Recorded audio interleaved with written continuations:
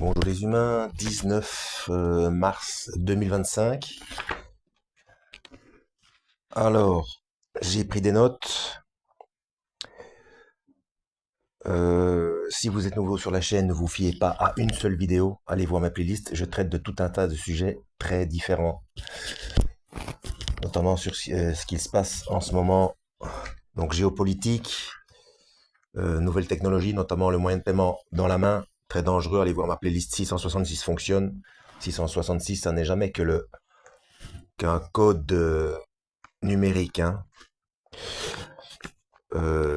Auparavant, je disais inventé par Georges Laurer en 1973, mais non, il a été repris parce que la source du langage binaire informatique se trouve, elle vient des Chinois et se trouve dans le I Ching. C'était un système de trigrammes qui a donné des hexagrammes. Donc le I Ching, si ça vous intéresse, mais bon, ce sont que des détails techniques, c'est pas ça qui est important, hein. Ce qui est important, c'est que maintenant, c'est le code barre et le QR code. Donc les trois carrés du QR code ou les trois doubles lignes plus longues du code barre, c'est 666 en langage binaire informatique. Vous pouvez vérifier vous-même sur Internet, hein.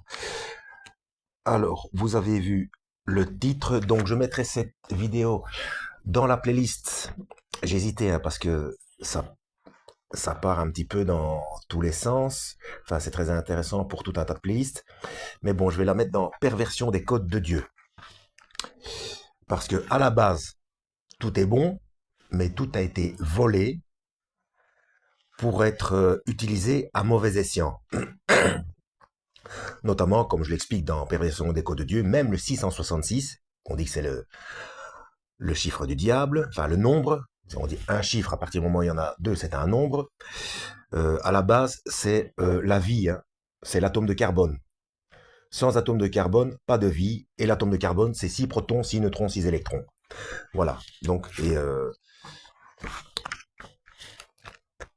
la lettre Q, donc c'est toujours pareil, à la base, et je vais le démontrer ici, à la base, Q, c'est une source d'information, comme maintenant ce fameux Q mystérieux qui donne de véritables informations et qui est la source du mouvement QAnon, qui supporte Trump et qui lui a permis d'arriver au pouvoir. C'est à peu près 47 millions d'Américains, je crois, dont les évangélistes, donc des gens qui ne lisent pas la Bible. Ils se disent évangélistes, donc chrétiens, et ils ne voient même pas que Trump fait partie du plan de séduction. Bref. Alors Q, à la base, c'est beaucoup plus ancien que ça. C'est comme cette histoire de Sion. Vous avez Sion dans la Bible. Sion, c'est la montagne de Dieu, et on parle de Sion, le peuple de Sion, voilà. Donc c'est la montagne de Jérusalem. Et maintenant, donc il y a le sionisme biblique, et puis le mouvement récent qui date de 1800, 1900, enfin c'est assez récent, le sionisme politique, qui lui est malveillant. Donc il y a usurpation d'identité et d'utilisation des codes, donc chiffres, langage et couleurs, même les couleurs. Parce qu'il y a beaucoup qui disent oui, le vert c'est la couleur du diable, ou même le rouge, ou le violet. Mais le vert, c'est la couleur de la chlorophylle. Sans chlorophylle, il n'y a pas d'oxygène, on meurt, etc. Mais c'est toujours pareil, hein. Les codes à la base sont divins, les codes de Dieu, et ils sont volés et pervertis. Bon, ça fait déjà 4 minutes, on va avancer, hein. Alors, je vous mets dans le bain. Nous sommes en 1947. Un jeune berger bédouin trouve les manuscrits de Qumran. Il cherchait une chèvre égarée. C'est quand même particulier. Donc, un jeune berger bédouin. Il est avec ses chèvres. Il se promène avec ses chèvres. Enfin, il les fait paître. Et il cherche une chèvre égarée. Déjà, c'est très biblique comme histoire, hein. Bon. Alors, son nom, peut-être que ça veut dire quelque chose. Bon, apparemment, c'est un jeune musulman. Mohamed Eddib. Mohamed Eddib. Je ne sais pas ce que ça veut dire, mais bon, déjà, il s'appelle Mohamed, d'accord? Alors, il lance une pierre dans une grotte et il entend un bruit de poterie brisée. Donc, il lance une pierre pendant qu'il cherche sa brebis. Non, c'était une chèvre, hein, en l'occurrence. Et donc, il entend un bruit de poterie qui se casse. Et donc, il descend voir et il voit une jarre avec des rouleaux de cuir en hébreu, araméen et grec, datant de plus de 2000 ans, dont le rouleau d'Ésaïe complet. Bon, c'est pas lui qui a ouvert et qui a vu ce que c'était. Bon, il a appelé des gens et bon, des gens sont venus et euh, voilà, et ont vu ce que c'était. Donc, notamment Ésaïe au complet. Et Ésaïe comporte 66 chapitres. 66. Vous voyez? Bon. Et ce rouleau, si ma mémoire est bonne, on peut le voir, il est exposé quelque part à Jérusalem, dans un musée, il me semble. Et donc, sur les 66 chapitres, on a trouvé que 19 petites différences, mais qui n'altèrent en rien euh, ce qui est écrit dans les Bibles d'aujourd'hui. Ce sont enfin, il n'y a rien comme différence notable, il n'y a rien qui change le texte. C'est comment dire, je ne sais pas moi, qu'est-ce que je pourrais donner comme exemple, comme j'ai cité dans une autre vidéo, par exemple, le commandement, tu ne tueras point, ou tu ne commettras pas de meurtre, ou je sais pas moi, on ne peut pas mentir, on ne peut pas dire de choses fausses. Bon, dans le rouleau d'Ésaïe, ce sont des choses comme ça, quoi, des petites différences de langage par rapport à ce qui est écrit aujourd'hui, mais il y a rien il y a rien de notable, il y a rien qui pollue entre guillemets le texte. Voilà. Et donc, euh, ces textes sont plus vieux que Yeshua, que le Christ. Donc, les prophéties qui s'y trouvent ne peuvent pas avoir été inventées par les chrétiens. D'accord?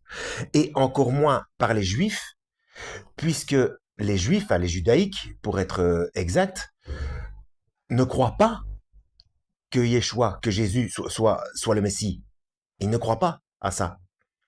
Donc, ça ne peut être ni les chrétiens qui est falsifié, ni les juifs. Donc, ce n'est pas falsifié.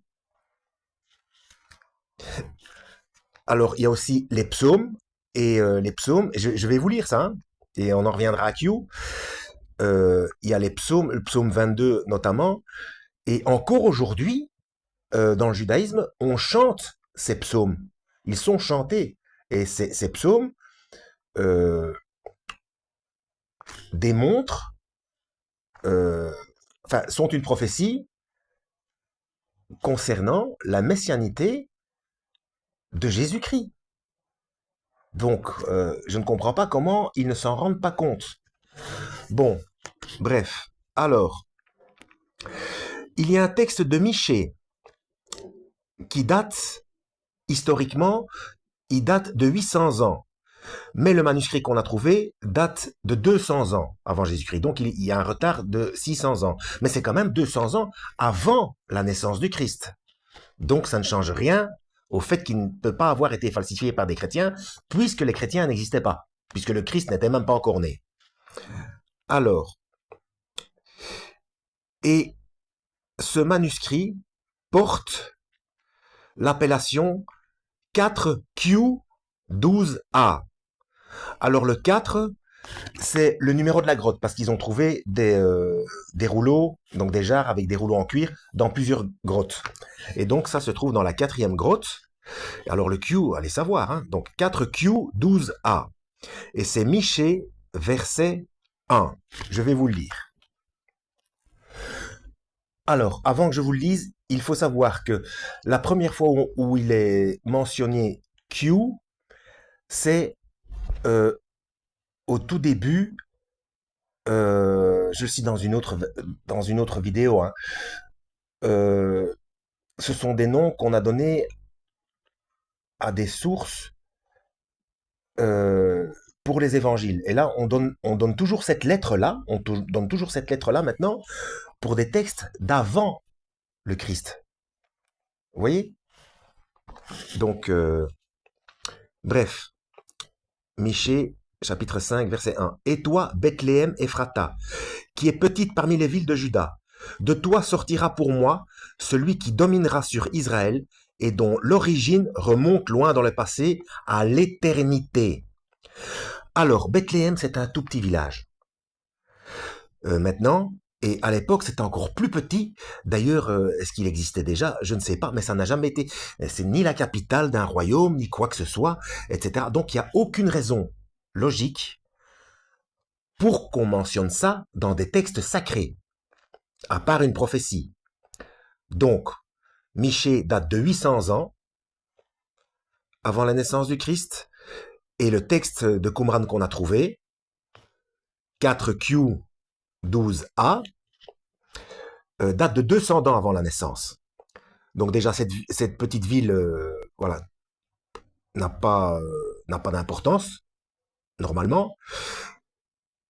Et donc, sortira pour moi celui qui dominera sur Israël, donc c'est-à-dire sur la nation, sur les Israélites, pour commencer, et dont l'origine remonte loin dans le passé, à l'éternité.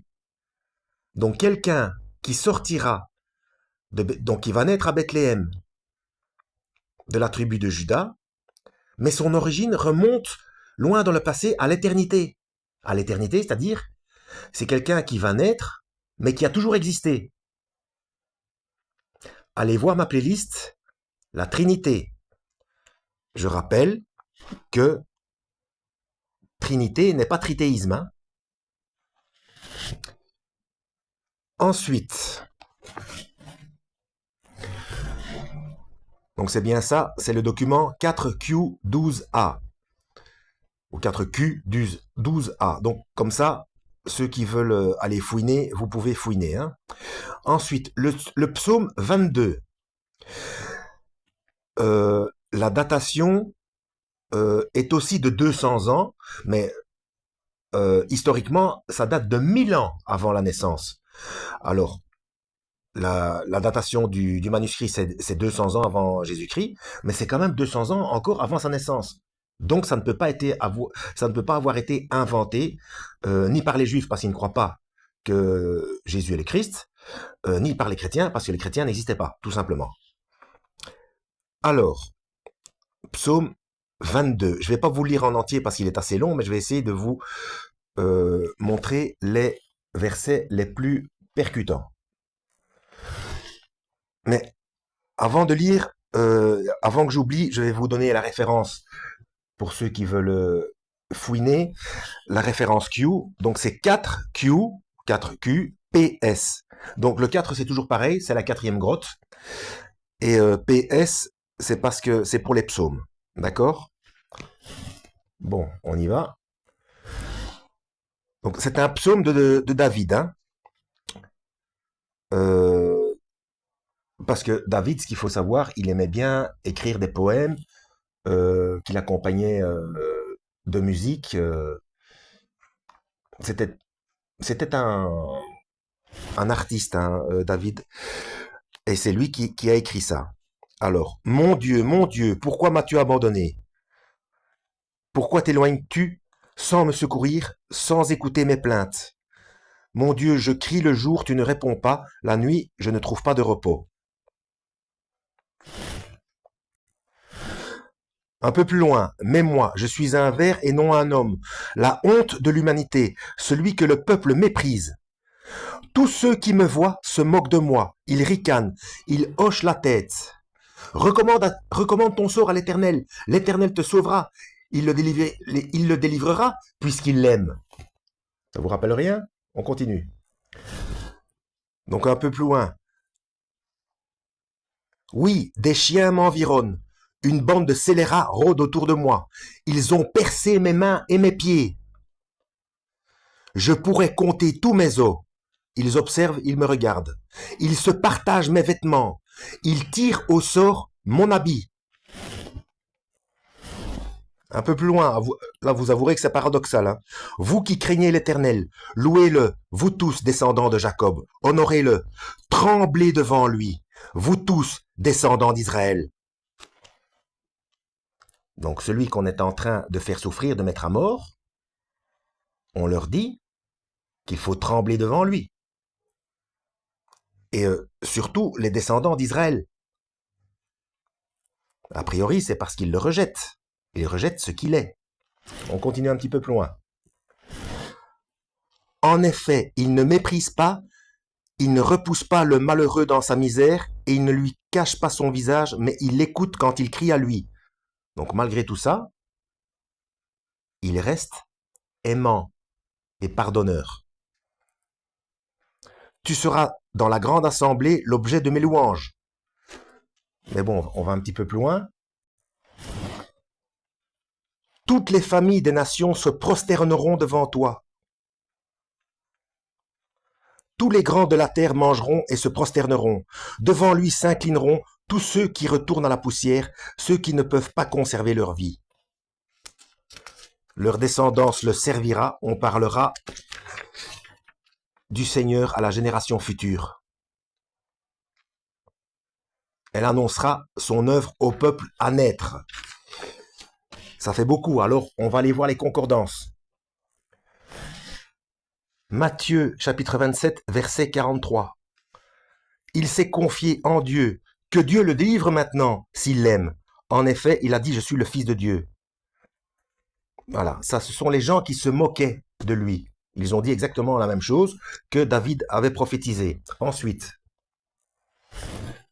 alors ici c'est un petit peu avant, Matthieu chapitre 27, verset 35. Ils le crucifièrent, puis ils se partagèrent ses vêtements en tirant au sort, afin que s'accomplisse ce que le prophète avait annoncé. Ils se sont partagés mes vêtements et ils ont tiré au sort sur mon habit. Ils ont tiré au sort mon habit.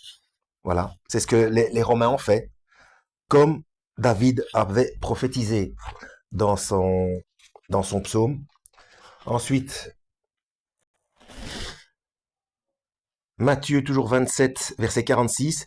Vers 3 heures de l'après-midi, Jésus s'écria d'une voix forte, Eli, Eli, lama sabachthani, c'est-à-dire, mon Dieu, pourquoi m'as-tu abandonné? C'est par ça que David a commencé son psaume. J'explique après le fait de l'abandon, parce qu'il y a beaucoup de musulmans, malheureusement, qui se moquent de ça. On dit, oui, donc, oui, Dieu l'a abandonné. Etc. Il y a une raison bien précise. Je l'explique après. On continue.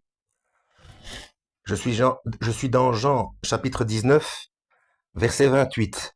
Après cela, Jésus, qui savait que tout était déjà accompli, ça a rapport avec pourquoi m'as-tu abandonné, mais j'explique après, dit, afin que l'écriture se réalise pleinement, j'ai soif. Il y avait là un vase plein de vinaigre, etc. Donc, aussi prophétisé par David dans les psaumes. Et ensuite, toujours dans Jean chapitre 19, versets 32 et 33, les soldats vinrent donc briser les jambes du premier, puis du second des condamnés qui avaient été crucifiés avec Jésus. Quand ils s'approchèrent de lui, ils virent qu'il était déjà mort. Ils ne lui brisèrent pas les jambes. Voilà, ce qu'il faut savoir, c'est que quand on est crucifié, donc pour pouvoir respirer un petit peu, puisqu'on était suspendu par les bras, on poussait sur les jambes pour pouvoir reprendre son souffle. Parce que le fait d'être suspendu trop longtemps, on finissait par être asphyxié. Donc, pour que les condamnés meurent plus vite, les soldats brisaient les jambes. Mais au Christ, on ne l'a pas fait. Et je vous l'ai lu dans les psaumes, je crois. Attendez, je revérifie. Donc, psaume 22, verset 18, je pourrais compter tous mes os. Donc, il n'y en a aucun qui est abîmé. Une seconde. J'ai pris tellement de notes là, ça fait déjà presque 20 minutes. Enfin bref, vous vérifierez vous-même, c'est bien prophétisé que les os ne sont pas brisés. alors que c'était habituel de briser les os pour les faire mourir plus vite. Et quand les soldats sont arrivés devant lui, ils se sont rendus compte qu'il est déjà mort, donc inutile de briser les os de ses jambes, hein. Donc il peut compter ses os. Alors maintenant, c'est le pourquoi. Alors, euh, là, je m'adresse aux musulmans. Il faut savoir pourquoi. Donc, il a bien été crucifié, c'est pas falsifié, je vous l'ai démontré. Il faut comprendre pourquoi. C'est parce que combien de fois vous citez que Dieu est miséricordieux, mais il faut comprendre le sens du mot miséricordieux. C'est, c'est incroyable. C'est incroyable, la miséricorde de Dieu, on est d'accord avec ça, hein. Alors comment ça se traduit? C'est par rapport au péché. Donc, on va lire Ésaïe 53, qui date de... Alors, Ésaïe, enfin bref, c'est plus de 1000 ans avant, quoi, avant sa naissance. La date, la date, c'est...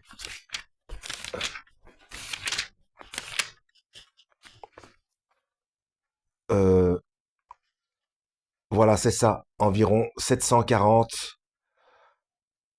Livret d'Ésaïe, c'est 740. Mais bon, historiquement, hein, le plus ancien, c'est David, c'est 1000 ans avant. Mais même ceux qui ont été datés officiellement, c'est 200 ans avant la naissance du Christ.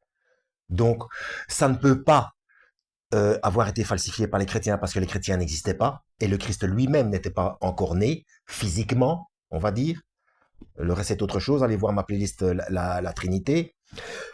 C'est une fonction en fait, et et ça ne peut pas être par les Juifs non plus, puisque les Juifs refusent de croire que Jésus est le Messie.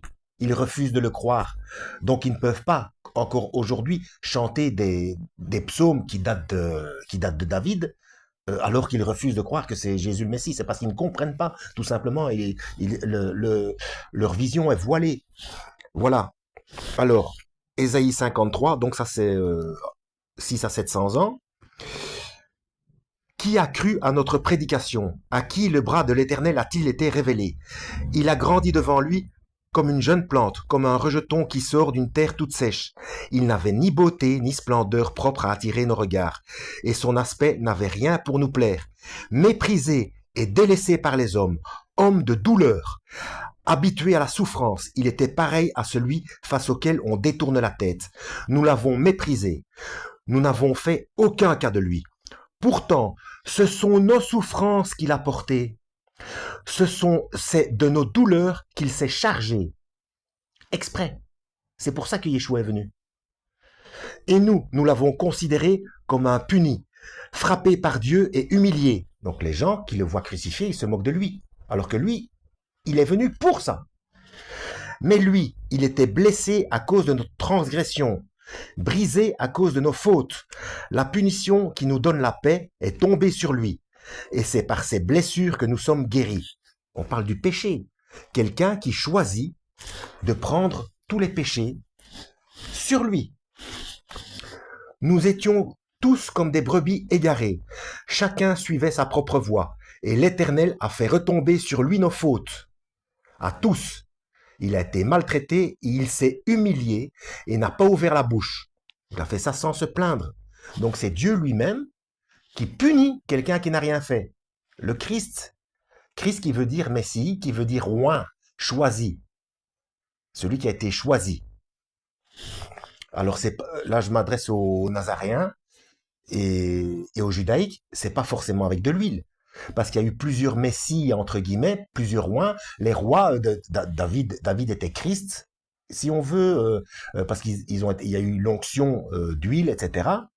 Mais Yeshua, c'était différent. Il a été oint de l'esprit. C'est le Christ en totalité. Et c'était le verbe fait chair. C'est même Kalimet Allah dans le Coran, quoi qu'il y ait. Allez voir, pour les musulmans, allez voir ma playlist Paradoxe eschatologique, hein. Il y a quelque chose de très dangereux qui arrive, hein. C'est un plan qui date de l'Antiquité, hein. Alors, pareil à un agneau qu'on mène à l'abattoir, à une brebis muette devant ceux qui la tondent. Il n'a pas ouvert la bouche. Il a été enlevé sous la contrainte et sous le jugement. Dans sa génération, qui s'est inquiété de son sort? Qui s'est soucié de ce qu'il était exclu de la terre des vivants, frappé à cause de la révolte de mon peuple? La révolte de mon peuple, c'est le rejet du Christ. Hein. Donc c'est Dieu qui reproche à, aux Israélites de rejeter celui qu'il a envoyé. Et par la suite, tous ceux qui le rejettent, Dieu reproche euh, le fait qu'on rejette Jésus comme Messie et son sacrifice. Ça doit être complet. La vérité doit être complète, acceptée complètement, et pas une invention religieuse. Alors, frappé à cause de la révolte de mon peuple, donc à cause du fait qu'on est pécheur, il a dû envoyer quelqu'un pour payer la dette pour tout le monde, puisque personne ne peut payer la dette du péché. On a mis son tombeau parmi les méchants, sa tombe avec le riche, alors qu'il n'avait pas commis de violence et qu'il n'y avait pas eu de tromperie dans sa bouche. Donc, sa tombe avec le riche, c'est bien Joseph d'Arimathie, qui était un homme riche, qui est venu récupérer le corps pour le mettre dans un tombeau à lui, parce qu'il n'y avait rien de prévu pour le Christ. L'Éternel a voulu le briser par la souffrance. Si tu fais de sa vie un sacrifice de culpabilité, il verra une descendance et vivra longtemps, et la volonté de l'Éternel sera accomplie par son intermédiaire. Après tant de troubles, il verra la lumière et sera satisfait. Par sa connaissance, mon serviteur juste procurera la justice à beaucoup d'hommes. C'est lui qui portera leurs fautes. Voilà pourquoi je lui donnerai sa part au milieu de beaucoup et partagera le butin avec les puissants, parce qu'il s'est dépouillé lui-même jusqu'à la mort, et qu'il a été compté parmi les criminels, parce qu'il a porté le péché de beaucoup d'hommes. C'est ça le but, porter le péché des autres, et qu'il est intervenu en faveur des coupables. Alors, au niveau de la... Comment dire? Parce qu'ici, la traduction est un petit peu... Une seconde. Hein. Oui, il verra une descendance. Il verra une descendance. Il n'est pas écrit, il aura une descendance. Il verra une descendance. Donc, des gens qui le suivent.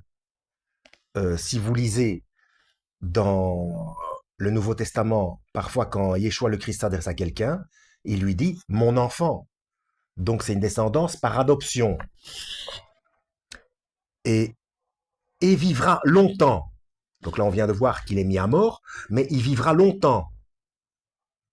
Dans d'autres traductions, c'est une postérité. Donc, il vivra longtemps. Comment on peut vivre longtemps si on vient d'être mis à mort? On parle de la résurrection, dont le Christ, il est mort et il est ressuscité. Et la volonté de l'Éternel sera accomplie par son intermédiaire. C'est ça la miséricorde de Dieu. C'est d'envoyer quelqu'un de parfait qui n'a jamais péché. Donc quelqu'un qui est fait homme et qui n'a jamais péché. Ça ne peut pas être un ange et ça ne peut être aucun humain normal.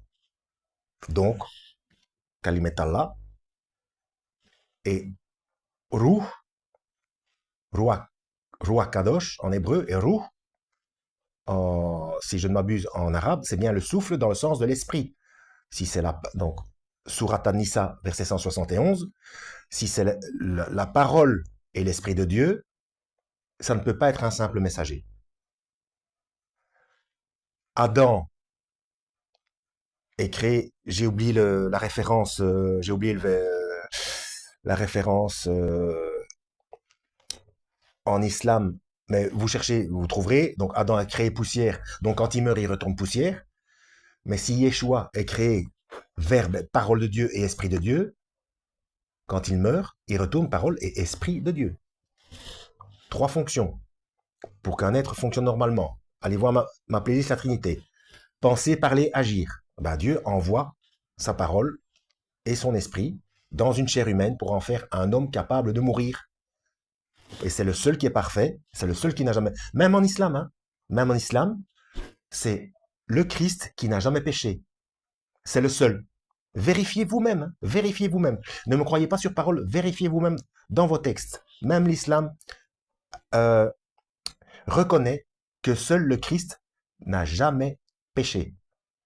Donc, c'est pas humain, ça. C'est pas humain. Mais on a besoin d'une chair humaine pour pouvoir mourir. Et ressusciter, c'est la preuve. Et puis le fait qu'il soit créateur aussi. Personne ne peut créer. Oui, alors, vous me direz, en tant que musulman, oui, c'est avec la permission de Dieu. Ben, quand vous parlez, la parole, votre parole ne dit rien sans la permission de votre cerveau. Ce sont des fonctions, hein, tout simplement. C'est en ça qu'il est écrit en Genèse que Dieu a créé l'homme à son image. C'est pas une question de ressemblance physique ou quoi ou qu'est-ce, c'est la fonctionnalité. Sauf que le créateur est le seul capable de se dissocier. Il n'y a pas association, il y a pouvoir de dissociation. Il est omnipotent. Hein. Ensuite, ça fait déjà plus d'une demi-heure là. Je vais essayer de d'écourter. Ouais, parce que j'ai pris des notes. Mais en plus, j'en rajoute pour être sûr d'être précis. Donc, dans Ésaïe 53, les Juifs disent qu'on parle d'Israël, que c'est Israël qui porte le péché, etc. Mais non.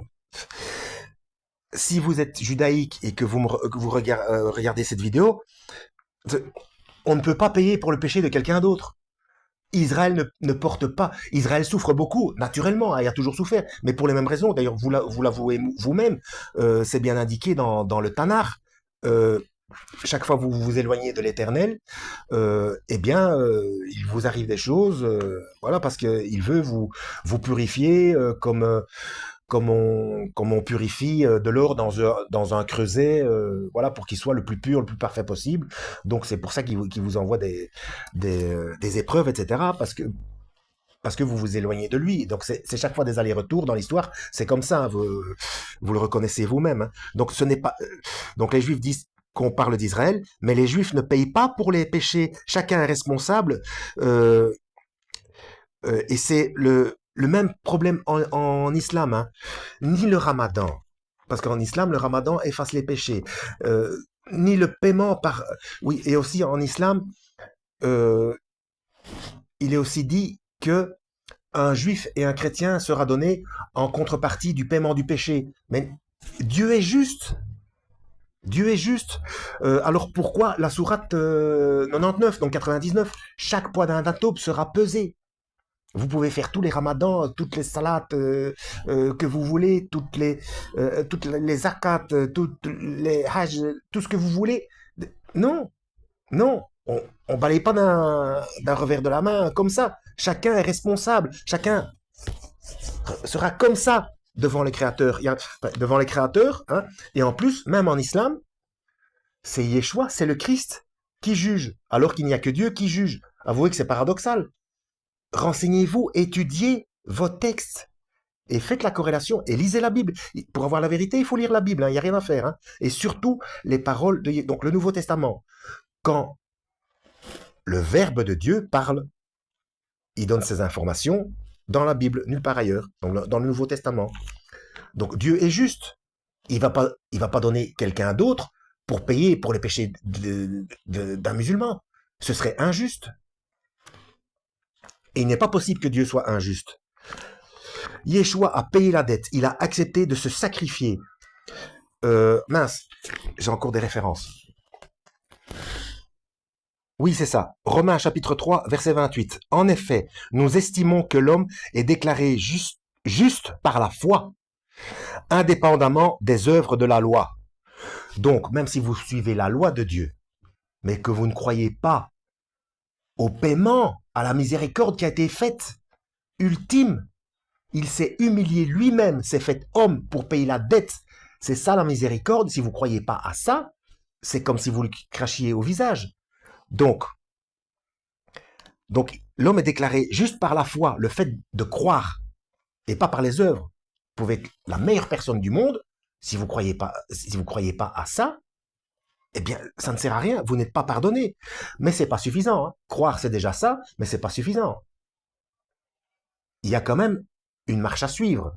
Sinon, vous perdez le salut. Parce qu'il y a beaucoup de musulmans qui pensent, oui, donc les chrétiens, ils pensent ils peuvent faire tout ce qu'ils veulent parce qu'ils croient que Jésus est mort sur la croix et qu'il est ressuscité, qu'il a payé la dette du péché, etc.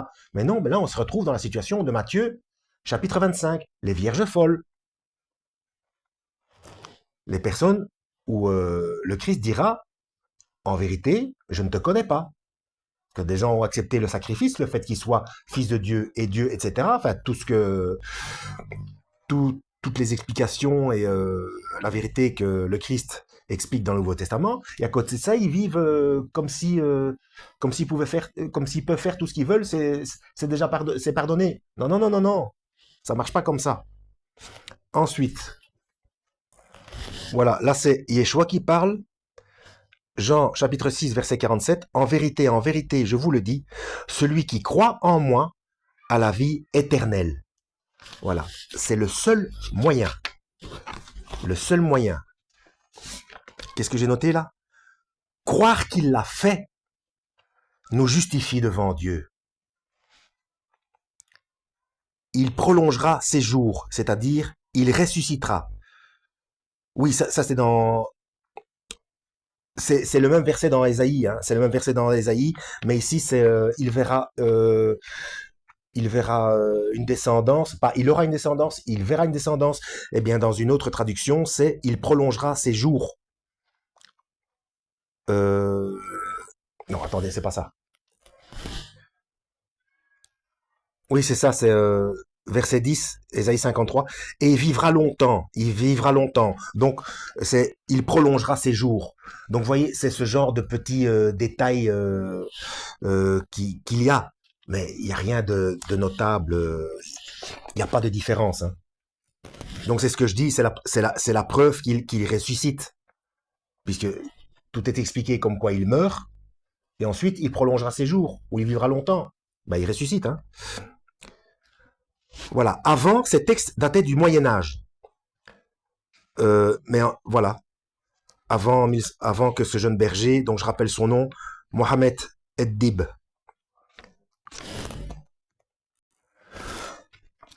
Voilà, je suis arrivé au bout. Bon, moi je pensais faire une dizaine de minutes. Vous avez vu un peu le... Mais bon, je pense que ça a été suffisamment vivant pour que ce ne soit pas trop laborieux à regarder. Ouais, peut pas mieux faire. Peut pas mieux faire. Donc, les musulmans, vous avez la preuve, vous avez les références de Q, le fameux Q, et allez voir ma playlist Perversion des Côtes de Dieu. Mais je mettrai cette vidéo aussi dans d'autres playlists et, et des playlists en description aussi parce qu'il y a beaucoup de choses, hein. Voilà, en espérant avoir été utile. Vous avez de quoi creuser, vous avez les références qui prouvent que ce n'est pas falsifié parce que ou bien les chrétiens n'existaient pas encore, ou bien, les judaïques ne croient pas que Yeshua est le Messie. Donc, c'est pour ça, c'est incroyable, c'est le fait qu'ils n'acceptent pas qu'il est alors qu'ils ont toutes les preuves dans leur Tanakh, c'est-à-dire dans l'Ancien Testament, quoi. Voilà, en espérant avoir été utile. À la prochaine. Lisez la Bible et que Yahweh vous guide.